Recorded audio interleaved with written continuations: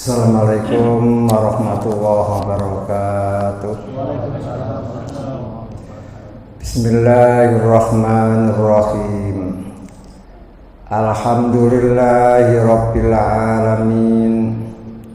Wassalatu wassalamu ala nabiyyinal amin Muhammadin wa alihi wa sahbihi ajmain, amma ba'du.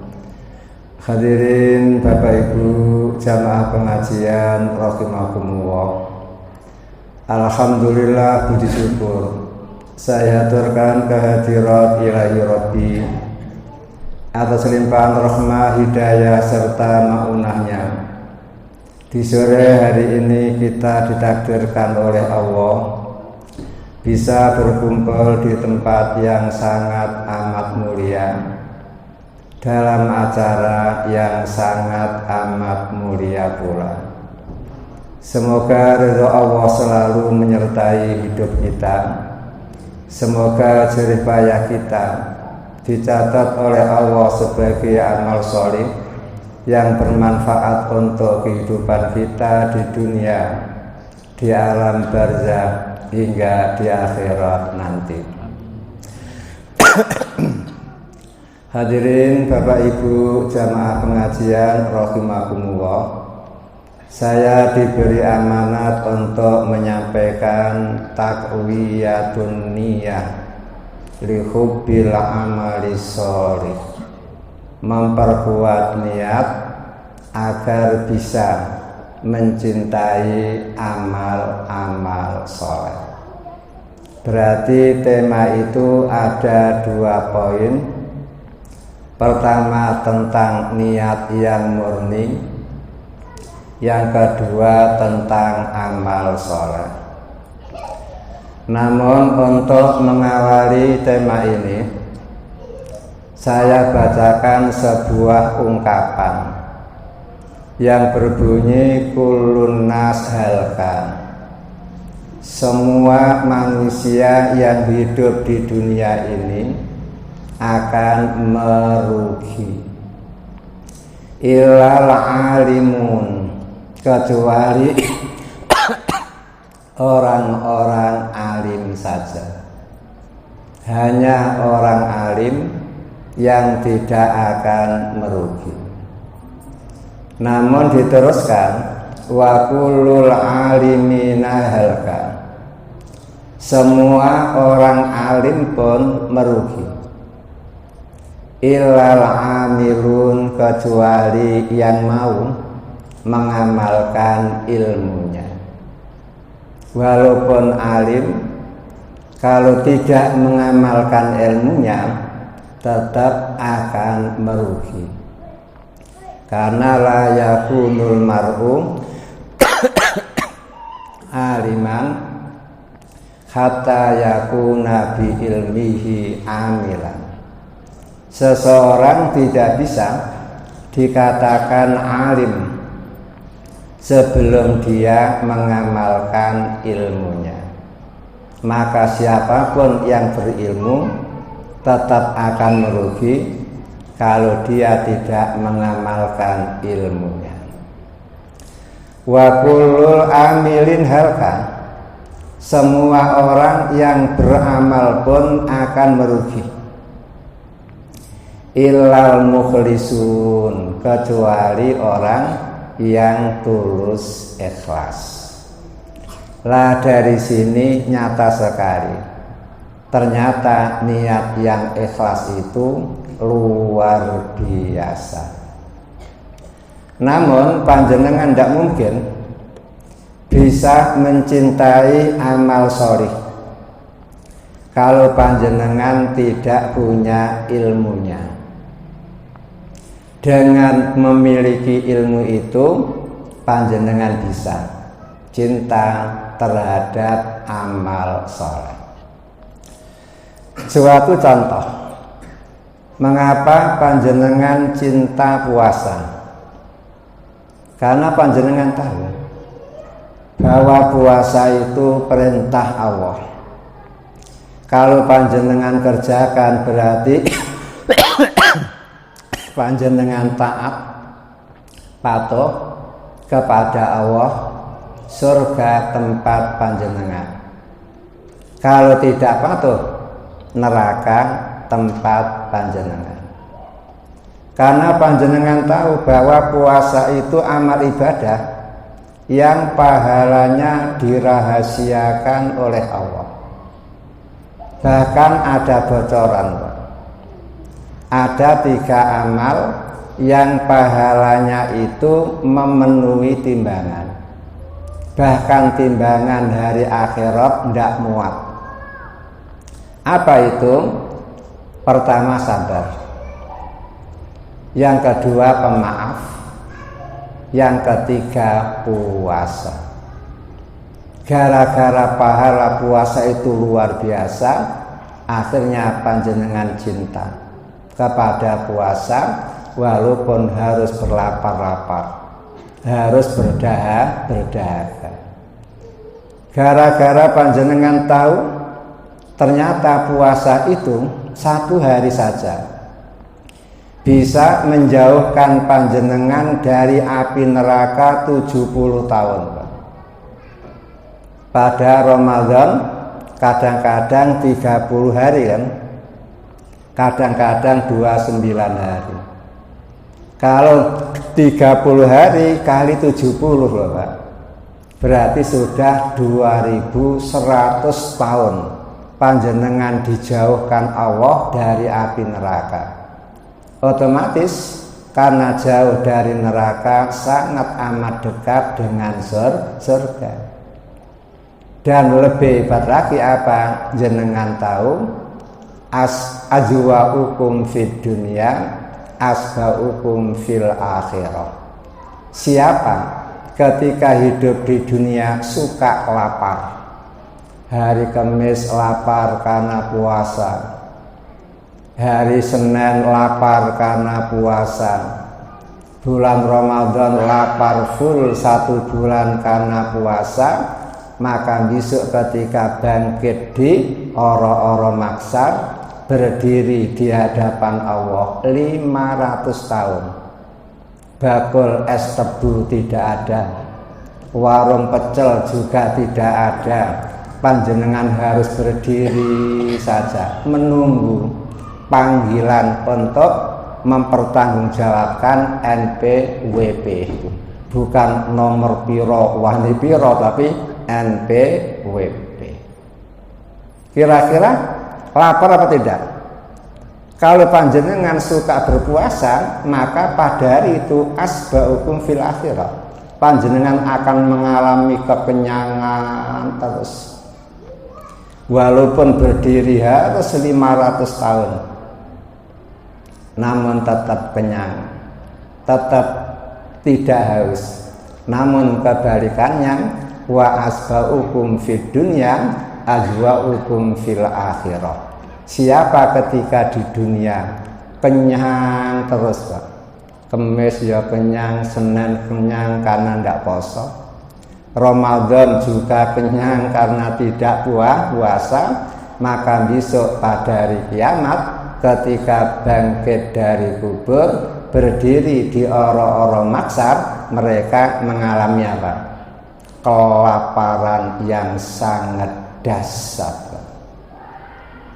Warung sudah tidak ada, mau kemana dia lari? Kehausan yang luar biasa, kemana dia lari? Lah gara-gara panjenengan mengilmui tentang puasa, maka panjenengan jatuh cinta kepada puasa.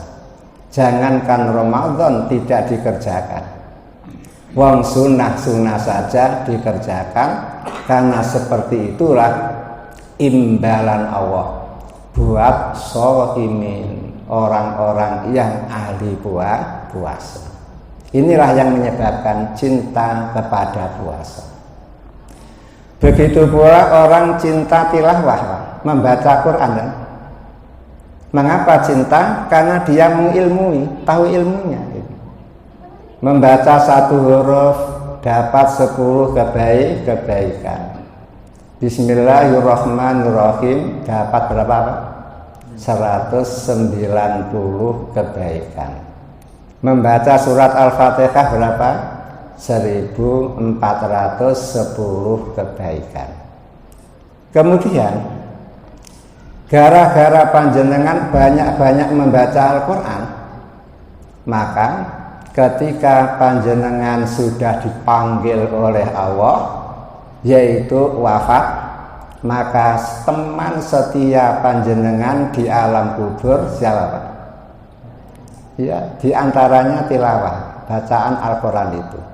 Walaupun panjenengan punya istri kumpul 40 tahun, katanya setia, ketika panjenengan wafat, masuk di kubur, mau istri jenengan menemani di kubur. Tidak salah malah-malah, 1 minggu saja. Tidak berani kan? Tidak berani. Nah, siapa yang akan menemani panjenengan kalau tidak memperbanyak amal ibadah? Termasuk apa? Sholat panjenengan, puasa panjenengan, zakat panjenengan, kemudian tilawah panjenengan. Dan itu tidak hanya sekedar menemani, tapi ternyata melindungi panjenengan dari fitnah-fitnah kubur, melindungi panjenengan dari apa? Azab kubur.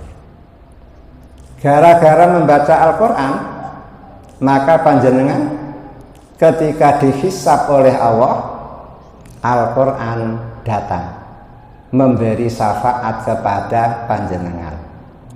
Al-Quran 114 surat. Coba surat yang mana Pak? Yang paling datang terdahulu untuk memberi syafaat kepada panjenengan? Ternyata bukan Yasin, ternyata bukan Al-Waqi'ah, ternyata bukan Al-Kahfi, namun Al-Baqarah dan Ali Imran. Maka jenengan harus gemar membaca Baqarah, membaca Ali Imran, karena 2 surat inilah yang datang paling awal untuk memberi syafaat, membela panjenengan ketika panjenengan dihisab oleh Allah. Dan lebih hebat lagi apa? Setelah panjenengan divonis oleh Allah masuk surga, apa kata Allah? Udkhulil jannah. Masuklah kamu ke surga. Waqra'il Quran, sambil baca Al-Quran. Baca. Wartaki, silahkan naik. Akhirnya apa? Panjenengan membaca Al-Quran sambil naik. Lantai pertama lewat, lantai kedua lewat, kan begitu kan?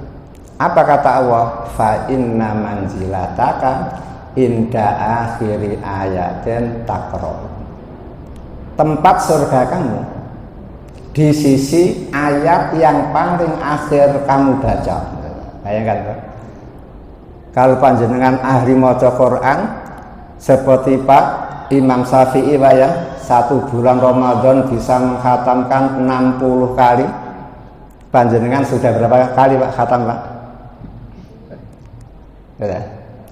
Kalau Utsman tiap malam saja. Karena apa? Siangnya sibuk mengumpulkan pundi-pundi emas gitu ya.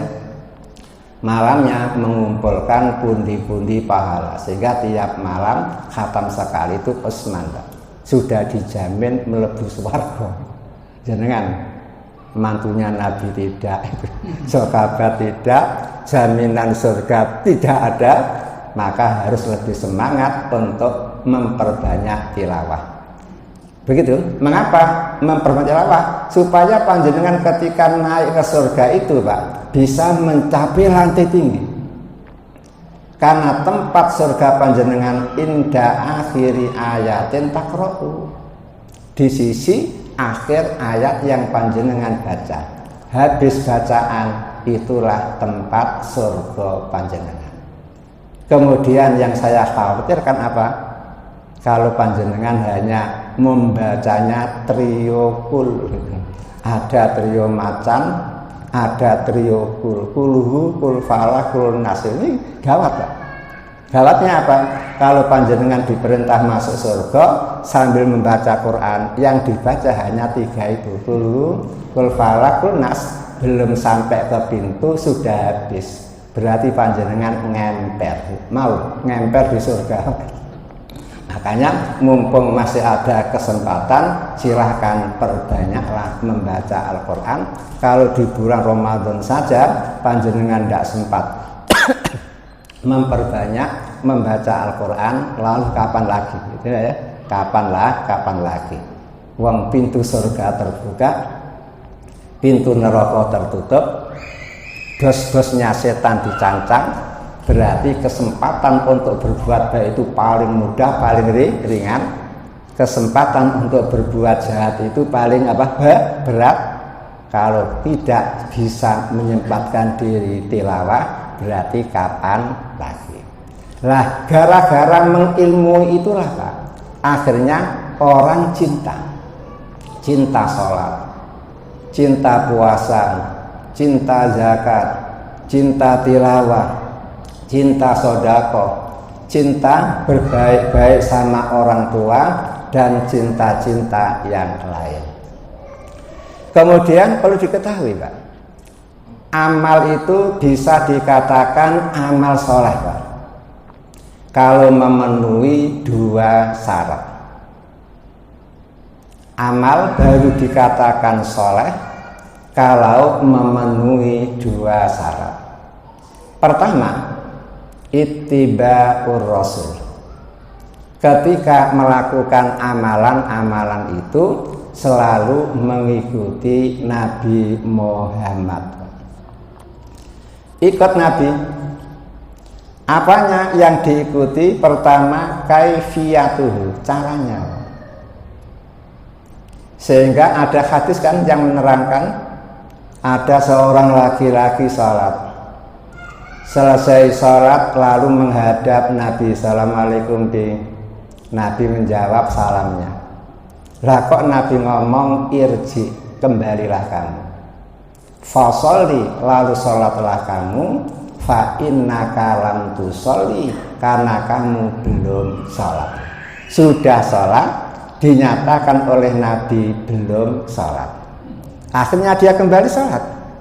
Selesai salat menghadap lagi, diperintah lagi oleh Nabi, irji fasolli fa innaka lam tusolli, kembali salatlah karena kamu belum salat. Diulangi yang kedua. Selesai kembali lagi, diperintah lagi oleh Nabi untuk mengulangi salat. Dikerjakan lagi, diulangi yang ketiga.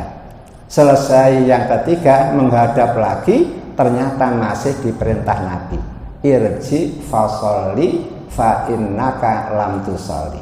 Baru dia ngomong, wallahi, wahai Rasul, demi Allah, aku tidak bisa sholat lebih baik daripada yang panjenengan lihat itu. Tolong alim nih, ajari aku. Barulah Nabi ngomong, bila kamu sholat, sempurnakan wudhu kamu. Kemudian rukuklah dengan tumakninah, sujudlah dengan tumakninah, iktidalah dengan tumakninah, duduklah antara dua sujud dengan tumakninah. Berarti apa? Dia salat, namun tidak mengikuti Nabi. Apa Nabi itu? Kalau salat selalu tumakninah, Pak. Sehingga jenengan tidak perlu Pak, walaupun duitnya banyak, mengadakan musabaqah tarawih cepet-cepetan, tidak perlu Pak itu. Nanti apa? Akan kehilangan tumakninahnya dan bisa kehilangan kekhusyuan. Khusyuk perbuatan hati, tumakninah perbuatan gerakan badan kan, berarti indikatornya itu bisa diketahui. Makanya ibadah harus dikatakan soleh, amal soleh kalau mengikuti Nabi dalam apanya? Kaifiyatuhu, cara melaksanakannya. Kemudian apanya lagi? Waktunya pun harus ikut Nabi. Tidak boleh buat-buat sendiri. Contohnya apa? Selesai sholat Idul Adha, nah, kok ada sahabat mendekati Nabi lalu bisiki, Bi, monggo Bi, mampir di rumah saya Bi, sate saya sudah mateng Bi. Nabi kaget, Pak. Loh, satemu sudah matang. Sudah. Kamu sembelih kapan? Habis tahajud. Langsung saya sembelih. Kemudian istri saya kerja, sehingga sebelum berangkat sholat sudah siap semua untuk disantap. Makanya jenengan saya aturi rawuh ke dalam saya. Nabi ngomong, astagfirullah, korban itu harus disembelih setelah selesai sholat Idul Adha. Nah kamu selesai sholat tahajud, berarti tidak korban itu lahmu akalin, daging hanya sekedar untuk dimakan. Tapi pun ya ulangi. Akhirnya dia cari-cari lagi hewan untuk disembelih. Nah, ini bukti, Pak, bahwa waktunya pun harus ikut ketentuan Nabi Muhammad. Zakat fitir kan begitu kan? Kalau ada orang membagi-bagi zakat fitir, selesai sholat Idul Fitri, kita kenapa, Pak? Bukan zakat fitir, tapi sedekah biasa, Pak. Sedekah biasa. Karena sedekah biasa berarti dia belum melaksanakan kewajiban zakat fitir. Karena batas akhir itu sebelum orang-orang pergi ke melaksanakan sholat Idul Fitri. Makanya jenengan yang dampuk sebagai panitia itu harus kerja keras, Pak, ya. Semuanya harus beres malam terakhir itu, sehingga orang-orang Islam yang fakir-fakir bisa sholat Idul Fitri dengan tenang.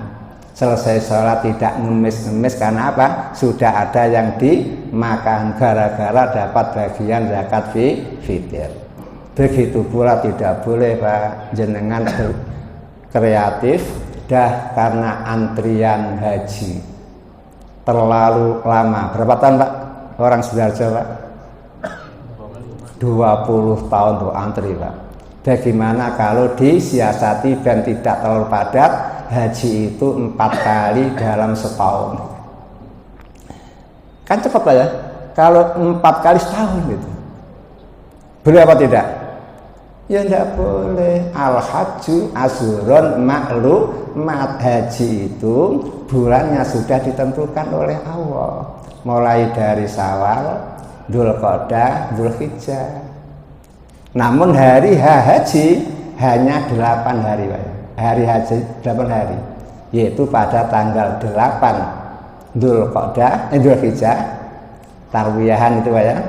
Kemudian tanggal 9 Arafahan itu, kemudian tanggal 10 melontar jumroh Aqabah itu, kemudian tanggal 11 bermalam di itu dan melontar jumroh, kemudian 12, kemudian 13, selesai sudah.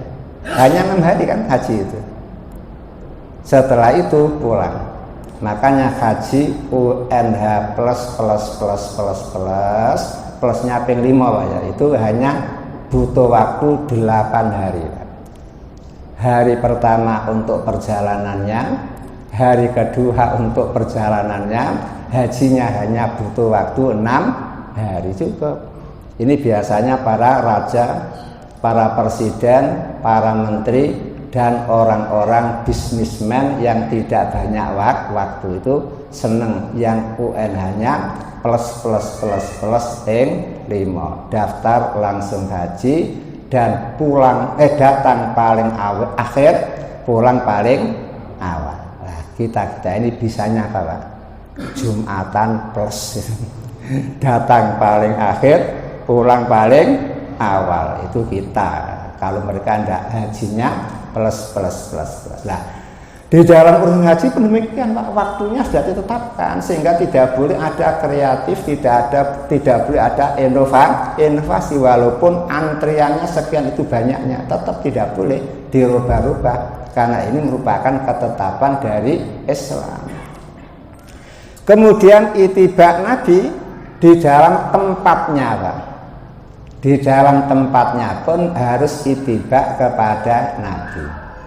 Haji tempatnya di mana, Pak? Bukan di Madinah, Pak. Kalau jenengan haji kemudian pergi ke Madinah, itu hanya sekedar untuk apa? Ziarah. bukan untuk haji. Kalau haji itu tempatnya hanya di Mekah. Kemudian Mina, Arafah, Musdalifah, hanya 4 itu Pak, tempat kita beribadah haji. Tanggal 8 bermalam di Mina, malam 9, kemudian paginya meluncur di Arafah. Sebelum masuk Arafah mampir dulu di Masjid Namirah ya. Itu perbatasan antara Arafah dengan apa? Bukan Arafah. Setelah zuhur datang, sholat zuhur 2 rakaat, kemudian asar 2 rakaat, baru masuk ke tempat wukuf di Arafah. Kemudian setelah maghrib baru meluncur ke Musdalifah untuk bermalam di situ.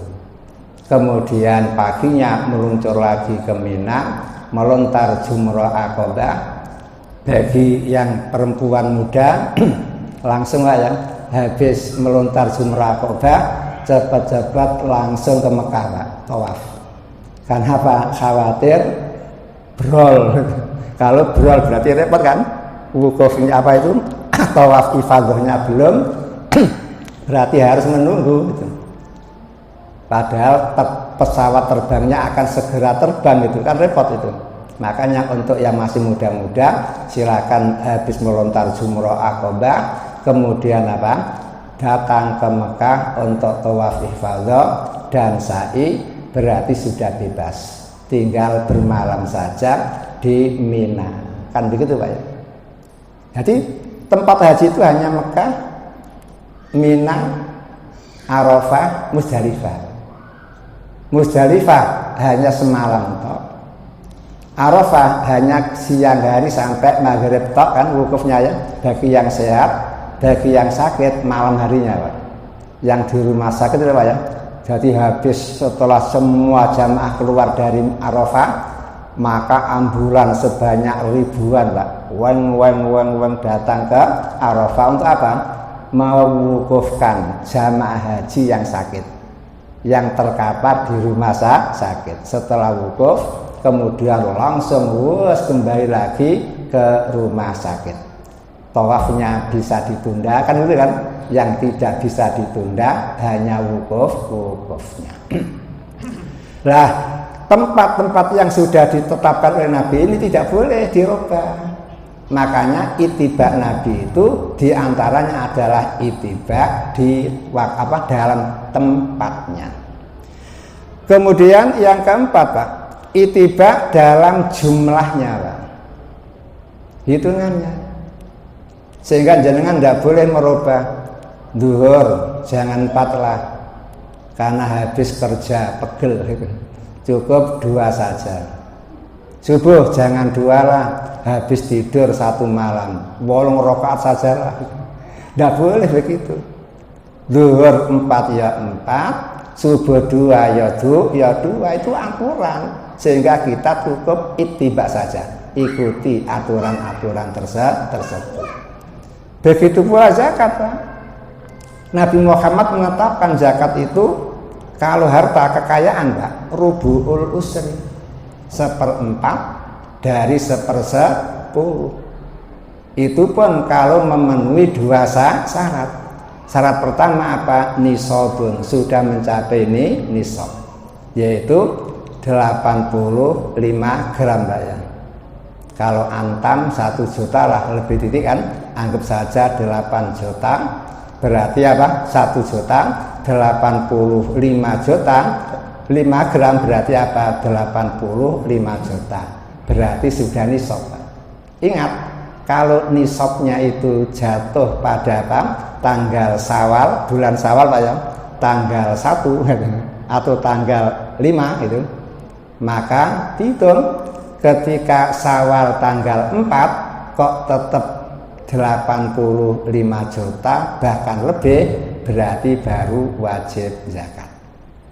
Namun apabila tanggal Syawal, bulan Syawal tabungan panjenengan masih 80 juta, belum nisab.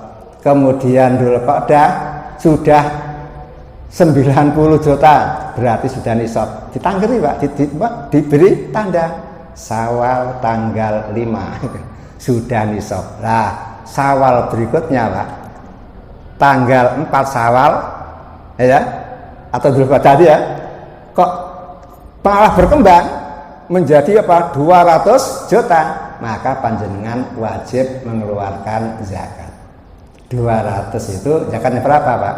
Rubu'ul usri, itu bahasa Nabi, 1/4 dari 1/10, yaitu 200 juta bagi 10 berarti 20 kan, 20 dibagi 4 berarti 5 juta. Maka karena panjenengan punya simpanan 200 juta, maka zakatnya 5 juta. Itu aturan Pak, tidak boleh dipotong. Waduh, wong saya kan sudah kena pajak. Berarti apa? Zakatnya jangan 2,5%, tapi 1% sajalah. Itu kan pikiran kita. Zakat itu perintah Allah. Pajak perintah pemimpin. Berarti kita harus taat kepada Allah, juga taat kepada pemimpin. Maka jadi orang Islam itu enak, ya zakat, ya pajak. Kalau bukan Islam hanya pajak toh, nah, gitu kan. Dan pajaknya, bayar pajaknya mereka belum tentu dapat pahala, sementara pajaknya kita dapat pahala. Kenapa? Niatnya itu taat kepada pemimpin. Berarti walaupun pajak kita keluarkan, tetap kita dapat pahala. Berarti hak Allah jenengan penuhi, hak pemimpin juga panjenengan penuhi. Itu masalah apa? Masalah jumlah. Kemudian masalah sebab juga harus ikut Pak. Sebab itu harus ikut. Panjenengan menyembelih kambing, apa sebabnya?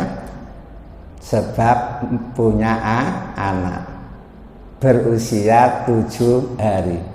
Panjenengan akikoh, berarti akikoh itu ada anjuran karena ada sebab.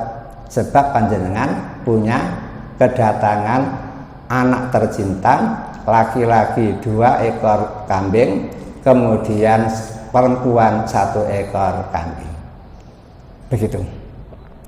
Kemudian yang berikutnya Pak, jenisnya pun harus ikut Nabi. Kalau akikah apa jenisnya Pak? Kambing Pak. Bagaimana kalau karena kambing kan banyak orang tonggo-tonggo yang kena tekanan darah tinggi, ya diganti saja dengan bandeng 1 truk itu. Jawabannya Pak, itu bukan akikah Pak, tapi syukuran biasa. Makanya kalau niat akikah itu tetap harus kambing. Pak, anak saya kan putri. Karena putri berarti apa? Hanya 1. Padahal keluarga saya banyak, teman kantor ya banyak, tidak mungkinlah 1. Nah gini Pak, yang wajib itu 1-nya itu Pak. Kemudian kalau jenengan tambahi nyembelih 1 ekor kambing plus 1 ekor lembu, tidak apa-apa. Berarti lembunya itu apa? Ma yurofikuha, hanya penunjang. Bayangkan Pak ya, lembunya hanya penunjang. Yang wajibnya apa? Kambingnya, kan begitu kan? Begitu Pak. Tetap harus kambing. Karena apa? Jenis. Begitu pula korban. Korban itu juga harus Pak. Kambing, lembu, ontang, pokoknya an'am, bayi matul an'am, ternak Pak. Sehingga tidak boleh ngomong, Pak, kalau di sini kan tambahan Pak, banyak apa? Bandeng. Bagaimana kalau korbannya pakai bandeng saja itu aman, tidak ada kolesterol tinggi? Jawabannya apa? Tidak bisa. Lah Bilal kok kalau tiap Idul Adha Pak, kok nyembelih ayam Pak? Iya, karena dia tidak bisa korban kambing, akhirnya apa? Dia sedekah biasa. Jadi yang lain-lain berkorban, dia tidak berkorban Pak, tapi sedekah biasa. Punya ayam 4 disembelih, kemudian dimasak cepat-cepat, kemudian dibawa ke masjid untuk makan siapa Pak? Panitia yang apa? Yang menyembelih itu bukan korban tapi apa? Sedekah biasa. Maka itu menunjukkan betapa hebatnya para sahabat. Tidak mampu berkorban pun dia tetap tidak mau diam diri. Aku harus dapat pahala pula di saat itu, walaupun hanya menyembelih kambing. Nah, itulah namanya ittiba. Syarat amal bisa dikatakan soleh, syaratnya ada dua. Pertama harus ittiba kepada Nabi. Kemudian yang kedua Pak, an-niyatus shodiqah, niat yang benar. Walaupun korban kalau niatnya tidak benar bukan amal soleh. Walaupun sholat kalau tidak benar niatnya juga bukan amal soleh. Bahkan terancam kan, wailun lil musallin itu. Loh, ahli sholat pun celaka itu. Mengapa kok begitu? Sholatnya ittiba Nabi, cocok. Di awal dari takbiratul ihram sampai bacaannya apal semuanya, kemudian sampai salam ikut Nabi. Namun niatnya tidak lillahi ta'ala, tapi yura'un. Niatnya itu apa? Yura'un, pamer Pak. Agar semua orang PP lagi ngerti, oh aku orang Islam, sebentar lagi aku nyalon jadi. Berarti apa? Ada pamrih yang lain. Itu yang menyebabkan apa? Amal baik pun tidak menjadi amal soleh. Sehingga Nabi Muhammad mengatakan innamal a'malu bin niyah. Hadis Bukhari Muslim. Sesungguhnya amal itu ditentukan oleh niatnya. Kalau niatnya benar berarti benarlah amal ibadahnya. Kalau niatnya salah berarti gagallah amal yang dikerjakan itu. Sehingga segala sesuatu dilihat dari segi niatnya. Contoh Pak, jenengan pernah tahu kasus orang sholat di rumah, kemudian setelah tengah-tengah sholat lah kok ada ayam tonggo masuk ke rumahnya. Nah gini, karena ada ayam masuk, bismillahirrahmanirrahim. Lah gara-gara bis itu akhirnya apa? Ayamnya kabur mencolot. Pertanyaannya, sholatnya batal apa tidak?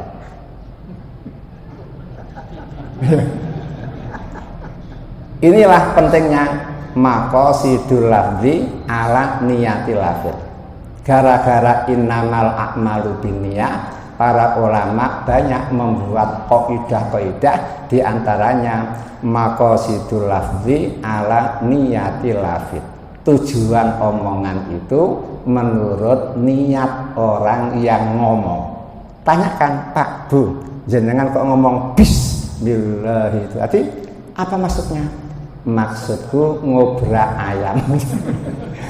Berarti tambah dulu sholat tuh, sholatnya batal kan? Karena apa? Tidak layak. Inna sholata la yasruku fiha sayun min kalamin nas. Sholat itu tidak boleh dicampuri dengan omongan manusia. Namun kalau dia ngomong, saya ngomong bismillah apa? Gara-gara waktu akhirnya terlalu keras bis, ya nggak apa-apa, berarti sholatnya tetap sah. Sama lagi dengan apa? Orang sedang sholat, tahu-tahu ada wedhus, lah kok masuk ke rumah, lah kok qul huwallahu ahad Allahus somad, wedhusnya langsung kabur. Maka begini, ini pun jangan dituduh batal atau tidak. Tanyakan dulu, jenengan apa niatnya? Ngomong hus somad. Kalau niatnya untuk ngubrak kambing berarti batal. Kalau niatnya memang membaca itu tapi tekanan terlalu tinggi, ya tidak apa-apa. Bagaimana kalau tidak ada niat? Ya batal. Kenapa? Wong ibadah kalau tidak ada tidak ada niat, sehingga batal. Makanya niat itu penting sekali. Lah karena niat itu penting Pak, maka perlu jenengan ketahui bahwa urusan-urusan dunia Pak bisa berubah menjadi urusan akhirat karena niat, urusan-urusan akhirat bisa berubah menjadi urusan dunia juga karena niat. Makanya harus betul-betul memasang niat. Begitu. Coba di dalam hadis riwayat Imam itu Baihaqi, Pak. Nabi Muhammad mengatakan man talabat dunya halalan wa ta'affufan anil mas'alah wa sa'yan ala iyalihi wa ta'attufan ala jarihi laqiyallah wa wajhuhu kal qamari lailatal badri. Siapa mencari rezeki dengan cara yang halal, halal pekerjaannya, halal tempat dia bekerja, halal cara dia bekerja. Paham ya? Halal cara dia bekerja. Dia disuruh digaji oleh pemerintah tiap bulan sekian, tapi ketentuannya apa? Harus masuk 5 hari tiap pekan gitu. Ternyata dia suka bolos. Nah, ini kan lain Pak, urusannya Pak. Berarti apa? Cara kerjanya yang tidak halal. Kata Nabi, siapa yang mencari ekonomi dengan cara halal, wa ta'affufan anil masalah, dan ketika dia mencari rezeki itu dalam rangka agar kebutuhan dirinya terpenuhi, supaya tidak sampai hidup minta-minta kepada orang lain, agar tidak sampai menjadi beban orang lain. Wasaian ala iyali, dia bekerja dengan tujuan untuk memenuhi kebutuhan anak, kebutuhan istri, kebutuhan pendidikan anak, pendidikan istri, memenuhi kebutuhan kesehatan anak, kesehatan istri. Wa ta'attufan ala jari, dia bekerja dalam rangka kalau punya kelebihan rezeki bisa berbagi dengan tonggo. Nah, orang Islam yang bekerja dengan niat yang sebanyak itu, Pak, apa imbalannya? Laqiyallah wa wajhuhu kal qamar lailatal badri. Besok pada hari kiamat dia akan ketemu Allah, Pak. Wajah dia seperti bulan purnama. Loh, Pak. Mengapa kok wajahnya seperti bulan purnama? Karena dia tidak menduga, Pak. Kerja di dunia tiap bulan sudah dapat HR, sudah dapat rezeki. Dari rezeki itu sudah bisa untuk segala-galanya kan? Ternyata ketika ketemu Allah dapat imbalan-imbalan yang luar biasa banyaknya, sehingga membuat dia sewenang. Saking senangnya sampai wajah dia semeringah seperti bulan purnama. Inilah urusan dunia yang menjadi urusan akhirat hanya gara-gara niat. Gara-gara niat. Namun kalau salah niat, gagal, tidak jadi surga, malah bisa-bisa masuk neraka. Seperti kisah 3 orang yang paling pertama kali dihisab oleh Allah. Siapa itu? Qari'un, orang yang ahli membaca Al-Quran, orang yang ahli mengajarkan Al-Quran, orang yang ahli mendakwahkan Al-Quran. Yang kedua, mujahidin, pejuang, mujahid. Kemudian yang ketiga, muhsinun, dermawan. 3 orang ini, Pak, yang paling pertama kali dihisab oleh Allah. Kemudian yang pertama qari, ahli membaca Al-Quran, ditanya oleh Allah, wahai hambaku, kamu kuberi ilmu Al-Quran yang luar biasa, karena kamu belajar Al-Quran sampai S6 gitu. SD, SMP, SMA, strata 1, strata 2, strata 3 ya, S6 ya. Berarti ilmumu sudah sampai setinggi Sidratul Muntaha. Kamu gunakan untuk apa ilmu sebanyak itu?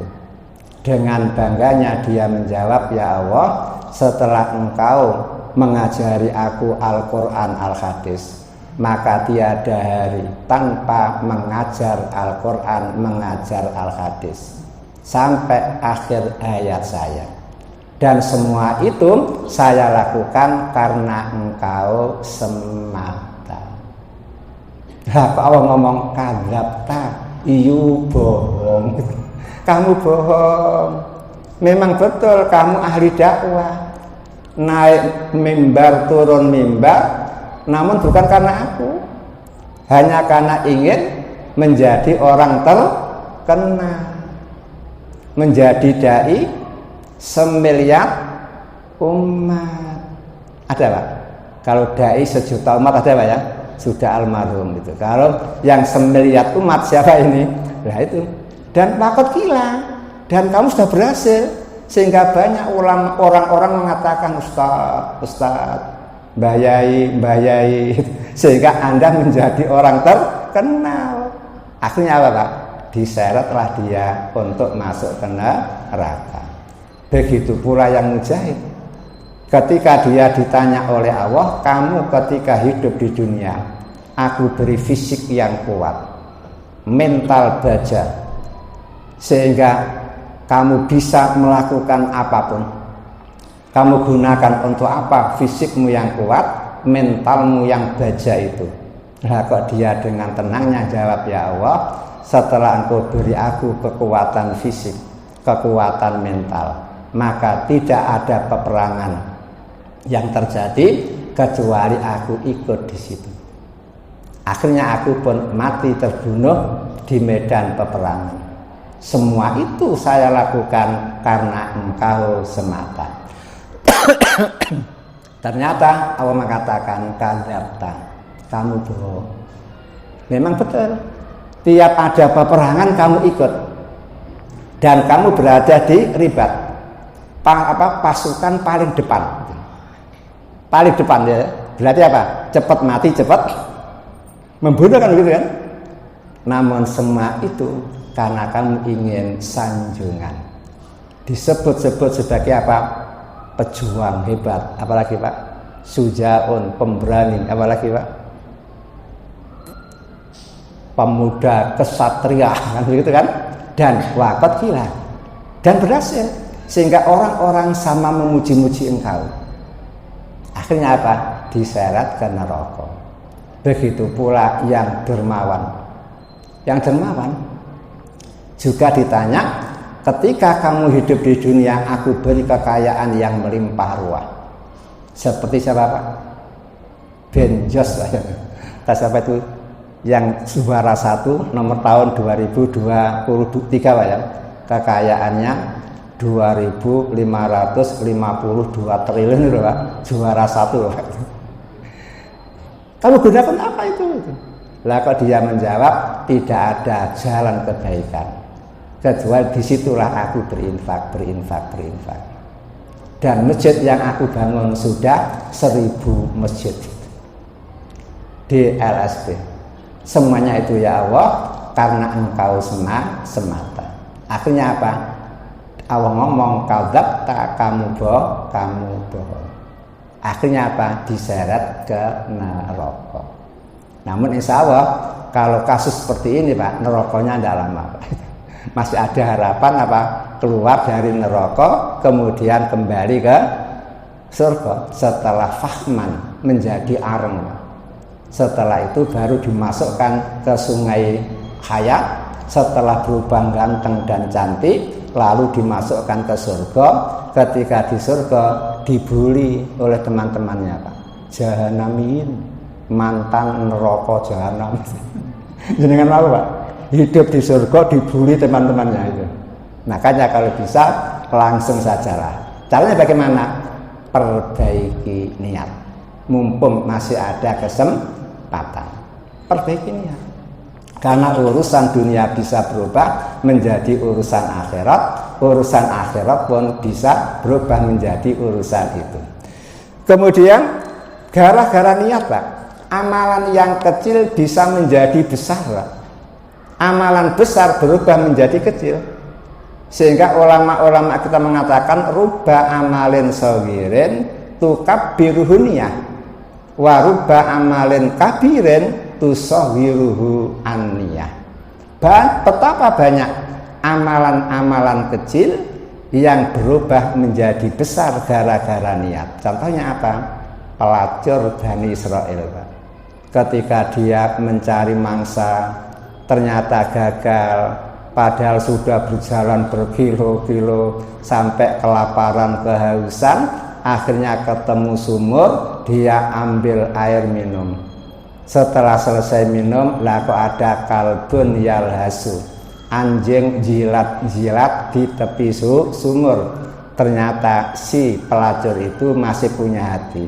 Oh, mungkin anjing ini kehausan seperti kehausan yang menimpa diri saya. Alangkah bagusnya kalau saya ambilkan air. Akhirnya apa? Karena tidak ada timba, tidak ada gayo, akhirnya dia terpaksa, Pak, turun ke sumur. Setelah turun, bagaimana, Pak? Tidak ada siduk, tidak ada timba. Terpaksa sepatunya dilepas, Pak. Dimasuki dibuat ambil air. Karena sepatunya dilepas, kan harus itu aja. Sementara dia harus manjat. Mana mungkin bisa manjat kalau tangannya hanya satu. Terpaksa akhirnya apa? Sepatunya digigit. Dia manjat itu. Kemudian diminumkan kepada anjing. Masya Allah, anjing yarwi, Pak, merasa segar. Akhirnya apa? Anjing berterima kasih. Langsung anjingnya kabur. Bayangkan, Pak, gara-gara itu akhirnya apa? Allah memberi hidayah. Hatinya dibuka oleh Allah. Padahal kiai manapun nyebul tidak berhasil, Pak.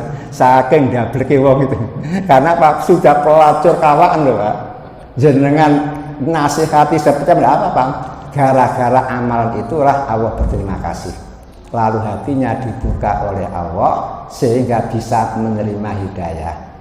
Baru masuk Islam, beberapa saat wafat, surga. Mengapa kok dihargai oleh Allah? Pertama, dia melakukan itu ikhlas lillahi ta'ala. Buktinya apa? Tidak ada orang, tidak ada orang. Pamer apa? Mungkin ada orang. Yang kedua, sulitnya luar biasa kan untuk mengambilkan air itu, harus nyemplung dan tidak ada wadah, belum ada medsos sehingga tidak bisa diviralkan, Pak, ya. Sehingga tidak ada pencitraan, itu tidak ada. Itu apa? Betul-betul ikhlas. Keikhlasan itulah akhirnya apa? Dihargai oleh Allah. Berarti apa? Amalan kecil hanya beberapa cegok air saja membuat hadiah membuat dia menjadi memperoleh hadiah hidayah Islam dan akhirnya mati pun masuk ke dalam surga. Kebalikannya, Pak, warubba amalin kabirin tusaghirunia. Ada dan banyak amal besar namun diperkecil oleh niat. Contoh, jenengan hijrah. Hati-hati, Pak, innamal amal biniat kan? Wa innama likulli imri'in ma nawa. Masing-masing orang akan memperoleh hasil sesuai dengan niatnya. Ternyata setelah Allah menunjukkan hadiah pahala orang yang hijrah, Pak, kemudian ada sahabat ngomong, Bi, mosok Bi semua teman yang hijrah pahalanya seperti itu, surga diridhoi oleh Allah dan lain sebagainya. Padahal di antara kami, Bi, yang hijrah itu ada, Bi, karena pacarnya hijrah lalu ikut hijrah sehingga dia hijrah untuk kawin saja, Bi. Akhirnya keluarlah kata-kata faman kanat hijratuhu lidunya awim ra'atin yang kikuha fa hijratuhu ila ma hajara ilaihi. Siapa yang hijrah niatnya betul-betul karena Allah, maka dapat pahala luar biasa.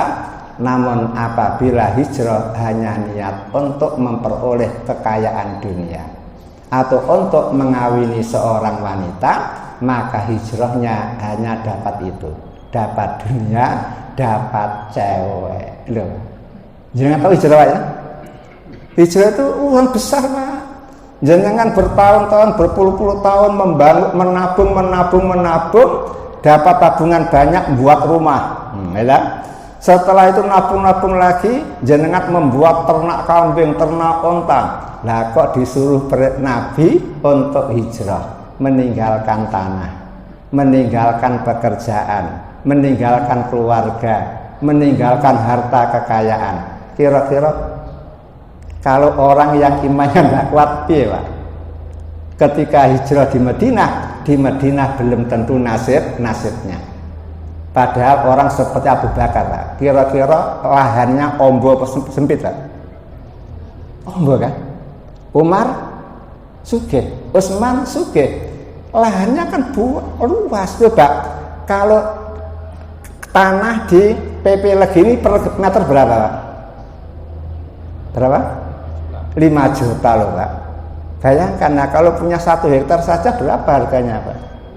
Padahal kalau sekarang ini, Pak, ya, tanah di Mekah, Pak, 1 meter 6 miliar Pak, sekarang ini, Pak.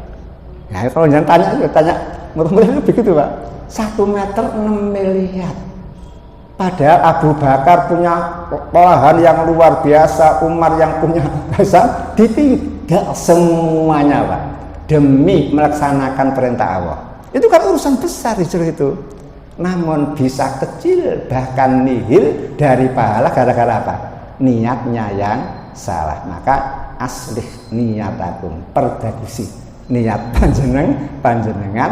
Karena apa? Niat itu ternyata penentu. Karena waktu sudah habis sekian, kurang lebihnya mohon maaf. Akhirnya mari kita akhiri dengan doa kafaratul majelis. Subhanaka Allahumma wa bihamdika asyhadu an la ilaha illa anta astaghfiruka wa atubu ilaik. Walhamdulillahirabbil alamin.